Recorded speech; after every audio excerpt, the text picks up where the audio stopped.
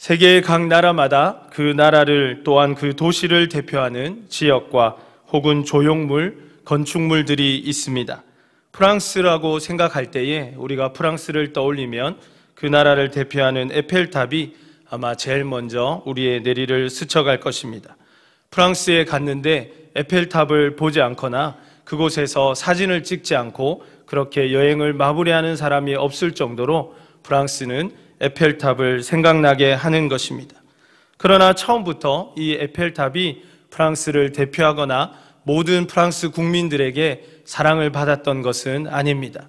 처음에 이 건축물이 들어서고 완공되었을 때에 사람들이 이거 짓다가만 건물 같은 이 건물이 어떻게 우리 파리에 있을 수 있느냐며 많은 사람들이 이것을 없애야 된다고 반대하고 또 이 건물을 사랑하지 않았던 그런 과거가 있었다고 합니다. 그러나 시간이 지나고 또 시간이 흘러서 이제 사람들이 이 건축물에 익숙하여지고 계속 보니까 눈에 익게 되고 또 그 건축물의 장점들이 눈에 들어오게 되면서 이제 에펠탑은 프랑스를 대표하고 또 프랑스를 넘어서 전 세계에게 사랑받는 건축물이 된 것을 보게 됩니다. 이것이 바로 심리학 용어에서 말하는 에펠탑 효과 혹은 노출 효과입니다.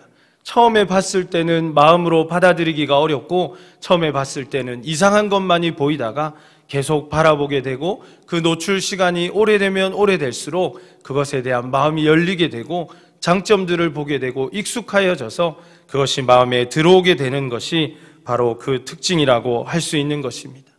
이와 같이 우리가 어떤 사람이나 대상이나 사물을 바라볼 때에 우리의 생각이나 평가가 시간이 지날수록 바뀌어지고 그 생각들이 바뀌어지는 것을 경험하게 됩니다. 뿐만 아니라 이 어떤 대상이나 사람에 대한 평가가 사람마다 시대와 또 상황에 따라 다르게 평가되는 것도 우리가 경험하게 됩니다. 마찬가지로 우리 예수님께서 이 땅 가운데 계실 때에 예수님에 대한 평가도 사람마다 또 이해 관계에 따라서 달라졌던 것을 우리는 알고 있습니다. 예수님을 생명의 구주로 고백하면서 오직 예수님만을 생명 다하여 따르는 그러한 무리들이 있었던 반면에 혹은 어떤 사람들은 예수님을 그저 새롭게 생긴 이단 종파의 지도자 정도로 여기는 사람들도 있었습니다. 어떤 사람들은 예수님을 로마의 압제로부터 그들을 구원해주는 정치적인 혁명가로 생각하며 따랐던 사람들도 많이 있었던 것을 알게 됩니다. 예수님의 제자들 중에서도 2명이나 열심당원으로서 시몬과 가룟 유다가 그렇게 예수님을 따랐던 것들을 우리 성도님들은 잘 알고 계십니다. 혹은 어떤 사람은 그저 목수의 아들 정도, 이름 없는 사람 정도로 그렇게 생각하는 등의 다양한 평가가 예수님에 대해서 있었던 것입니다. 그러나 이러한 평가들 중에 가장 박하고 가장 비판적인 평가는 우리 성도님들이 잘 알고 계시는 것과 같이 바리새인과 사두개인들의 평가였습니다. 예수님에 대한 부정적인 평가와 그분의 모든 사역을 폄하하는 여러 가지 이야기들로서 예수님과 대립의 각을 세우고 예수님을 비판했던 그들입니다. 먼저 바리새인에 대해서 잠깐 살펴보면 그들은 율법주의자로서 한마디로 종교주의자라고 말할 수 있을 것입니다. 사랑이 없는 신앙, 율법만을 지나치게 강조하다 보니까 그 행동에 대해 초점이 맞춰지고 동기도 중요하지 않고 그 어떤 것도 중요하지 않고 행동하고 그것을 지키면 모든 것을 했다고 스스로를 위로할 수 있는 그러한 무서움과 그러한 오류가 그들 속에 있었다는 것입니다. 사두개인은 합리주의자로서 한마디로 이성주의자라고 이야기할 수 있겠습니다. 영혼이 없는 신앙을 가지고 자신의 머리와 경험으로 이해되어지는 것만 받아들이는 사람들이었습니다. 그런 그들에게 부활이나 죽은 사람이 살아나는 부활이라는 개념이나 혹은 천사와 같이 그들의 눈에 보이지 않고 손에 잡히지 않고 그들의 머리와 이성으로 받아들일 수 없는 그러한 이야기들이 믿어지기가 만무하였던 것입니다. 이런 사람들이 예수님을 믿을 수 있는 방법은 없었습니다. 예수님의 말씀을 생명 그대로 받아들이기에는 그들의 신앙이 너무나도 편협하였고 그들이 바라보고 있는 시선이 너무나도 왜곡되어 있었던 것입니다. 그래서 이들은 예수님과 잦은 마찰을 일으켰습니다. 성경을 보면 예수님과 이들은 항상 논쟁을 벌이고 예수님의 사역에 대한 평가절하와 예수님은 또 이들에 대한 반응으로서 여러 가지 말씀들을 쏟아내셨던 것들을 우리는 알고 있습니다. 오늘 본문의 배경이 되는 빌립보 가이사랴 지방에 예수님께서 당도하신 것도 사실은 이러한 논쟁과 무관하지 않았음을 보게 됩니다. 예수님이 이들과 수차례 논쟁의 끝에 오늘 본문의 이전의 말씀에 보면 네 번째 논쟁에서 그들과 격렬하게 이제 이야기를 나누시게 되고, 더 이상 예수님께서 이 논쟁이 무의미하다고 판단하셨기 때문에 장소를 이방인의 지역이었던 빌립보 가이사랴 지방으로 이동하셨던 것이 오늘 본문의 지역적인 배경이 됩니다. 여기서 우리는 여러 가지 질문들을 통해서 오늘 본문의 말씀을 통해서 과연 우리의 삶에 예수 그리스도라는 신앙의 고백이 어떤 의미를 가지는지를 함께 살펴보기를 원합니다. 먼저 첫 번째 중요 질문은 왜 빌립보 가이사랴 지방인가 하는 것입니다.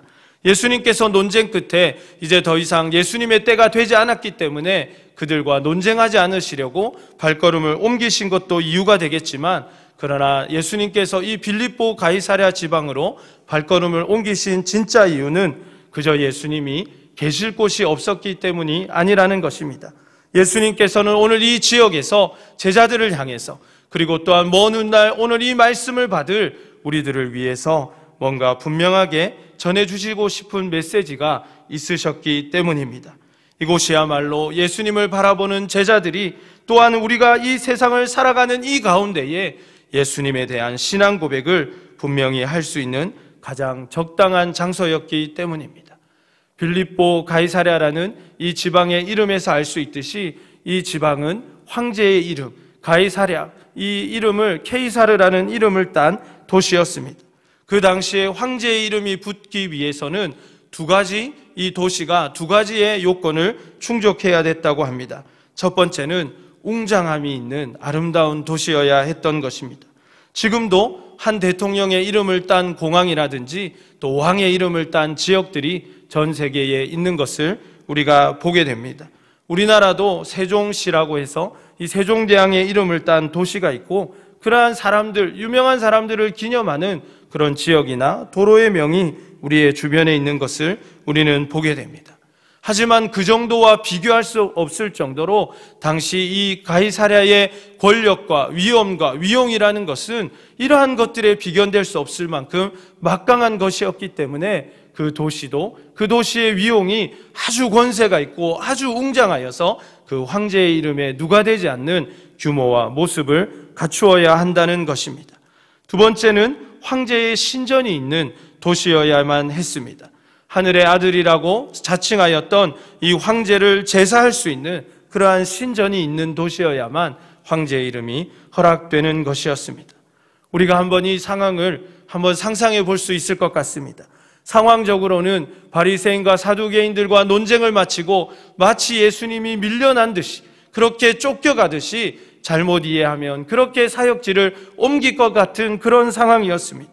그리고 장소적으로는 이 세상의 가장 화려한 문양들과 가장 화려한 건축물들과 가장 멋들어진 그 웅장함, 그리고 하늘의 아들이라 칭호를 받았던 황제를 신격화하는 그러한 신전이 있는 곳에서 오늘 예수님은 제자들에게 질문하고 있는 것입니다. 그래서 바로 이 장소야말로 예수 그리스도에 대한 제자들의 믿음, 그들의 신앙을 점검하기에 더없이 좋은 장소가 되었습니다. 사랑하는 여러분, 우리의 삶은 어떻습니까? 영혼이 없는 이성주의적인 신앙과 포스트 모더니즘의 냉철하고 지성적인 신앙이라는 미명하에 우리의 그 영혼이 메말라가고 주님과의 생생한 만남이 없고, 그래서 비판의 목소리만 높아져 있는 그러한 시대를 우리가 지나고 있습니다.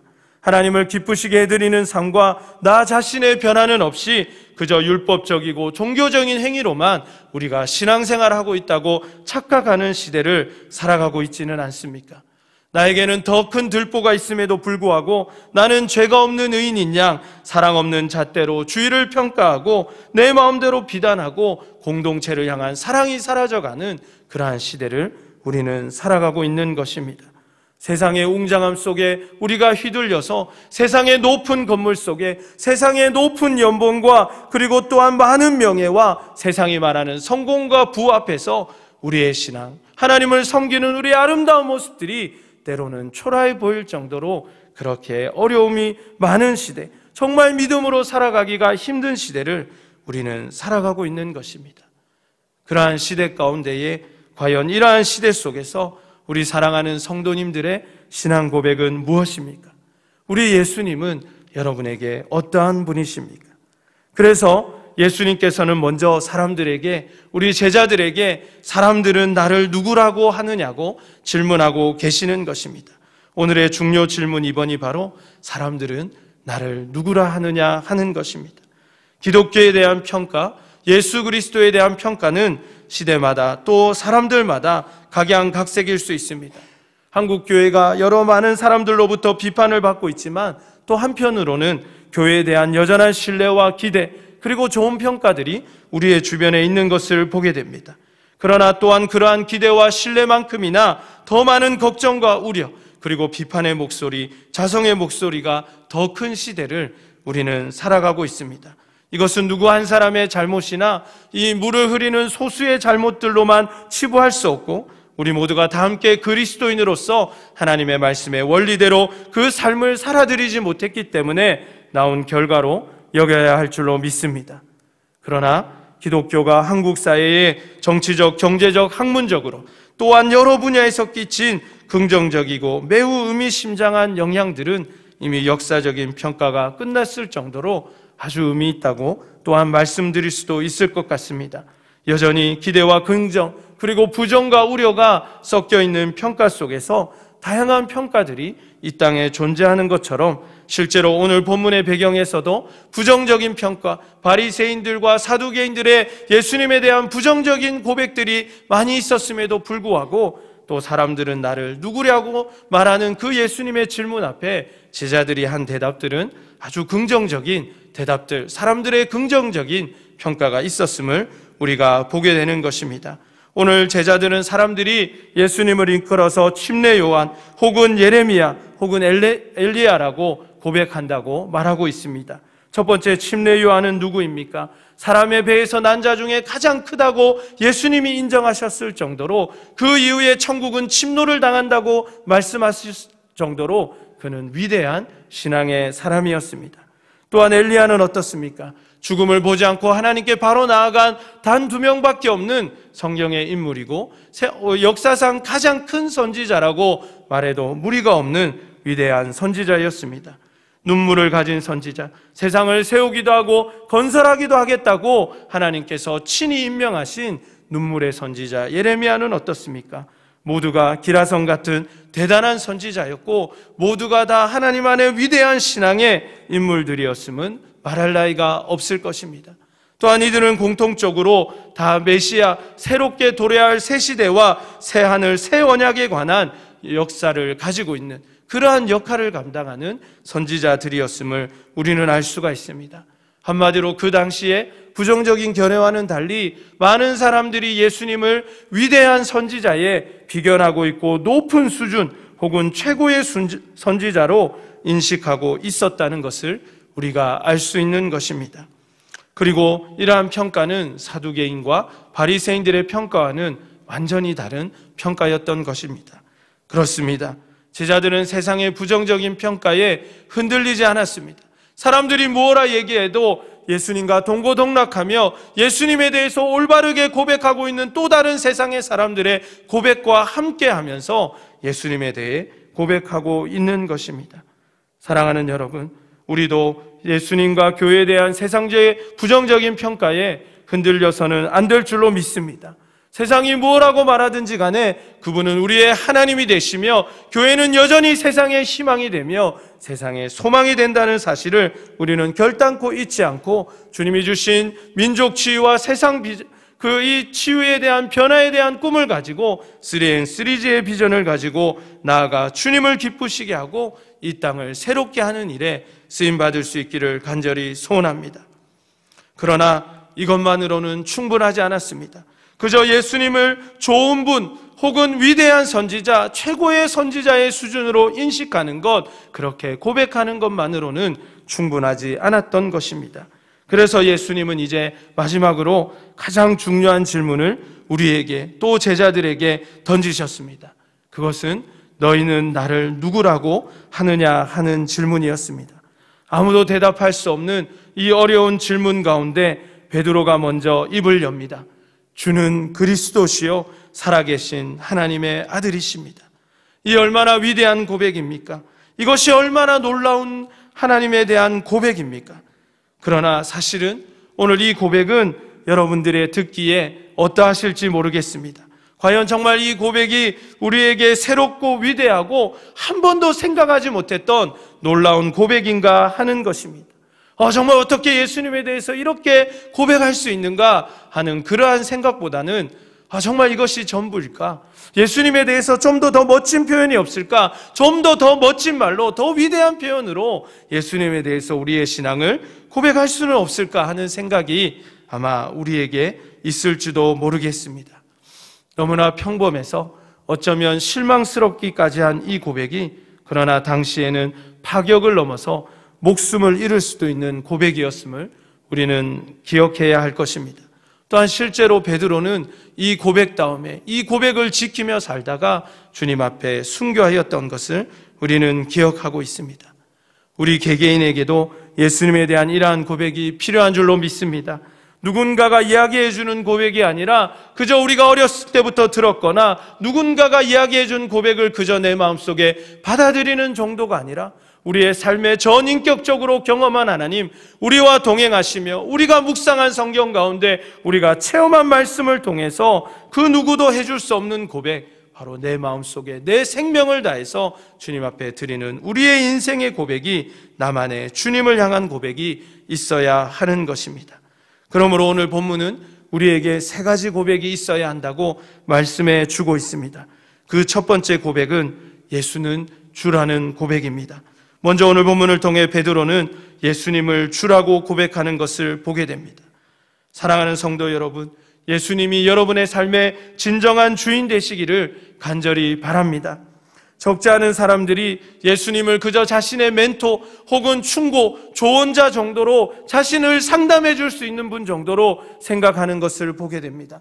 적지 않은 사람들이 예수님을 그저 자신의 문제를 도울 수 있는 분, 어려울 때 기도하면 들어주시는 분 정도로만 생각하며 신앙하는 것을 보게 됩니다.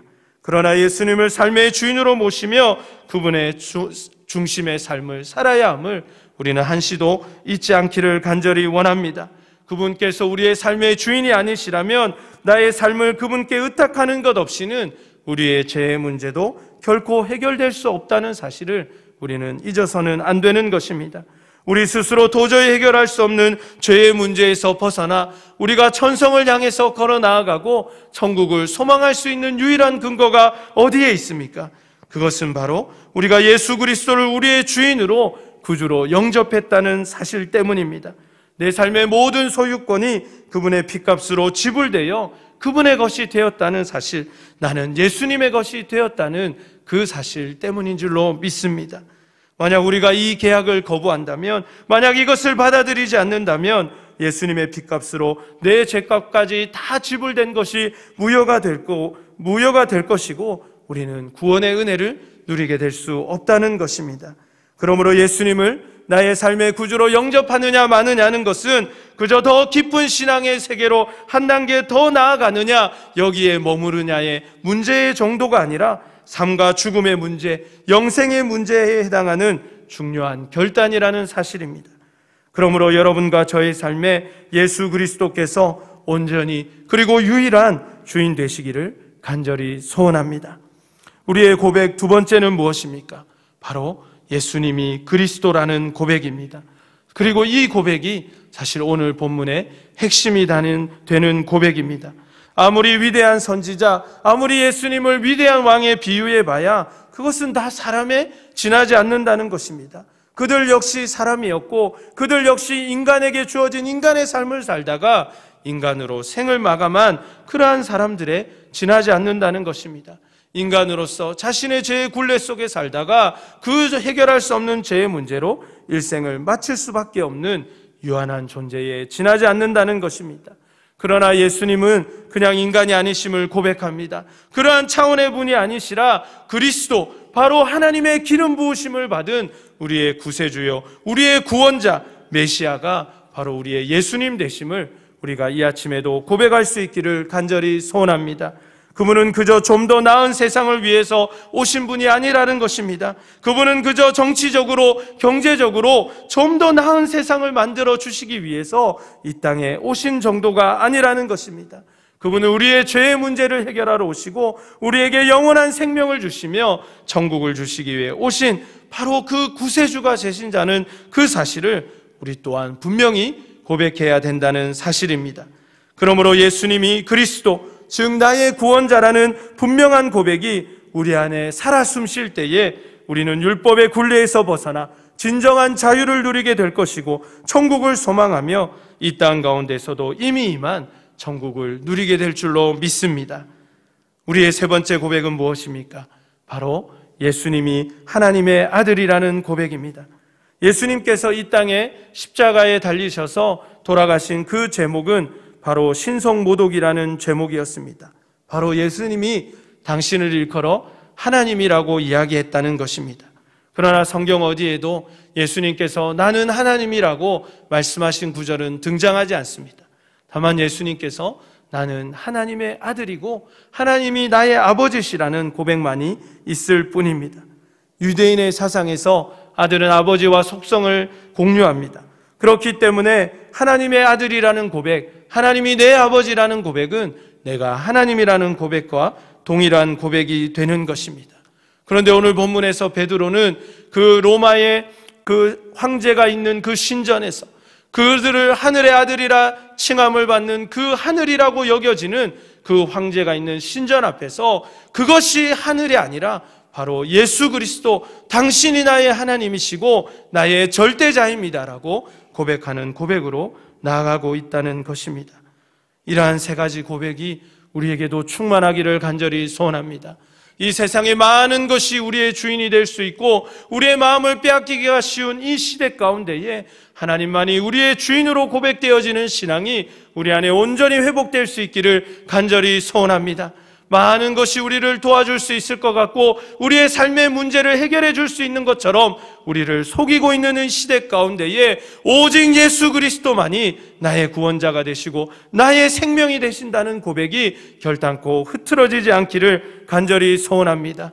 우리가 섬기고 우리가 마음을 드리고 우리의 마음을 빼앗길 수 있는 많은 것들이 있는 이 시대 가운데에 여전히 주님 한 분만이 나의 절대자가 되시고 나의 예배의 대상이 되신다는 우리의 신앙이 흔들리지 않기를 간절히 소원합니다.